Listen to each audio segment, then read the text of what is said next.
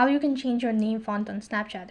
Hi everyone, welcome back to our channel. In this video, I'll be showing you the ways to change your name font on Snapchat.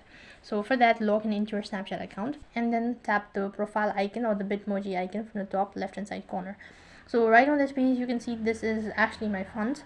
Accordingly, to make changes with the name on the font, there is no such direct way of doing it, so you have to install a third-party application. However, those applications are not a reliable source, or it might hamper your security concerns.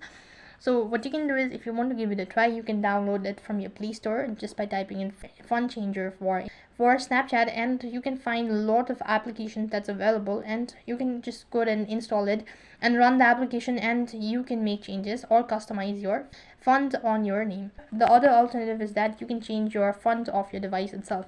So for that, you need to go to settings, and right on this page you can go to font size, and over here you can see this is the one. And right on this page you can just drag towards your left hand side, right, and accordingly you can make changes with your font size as well.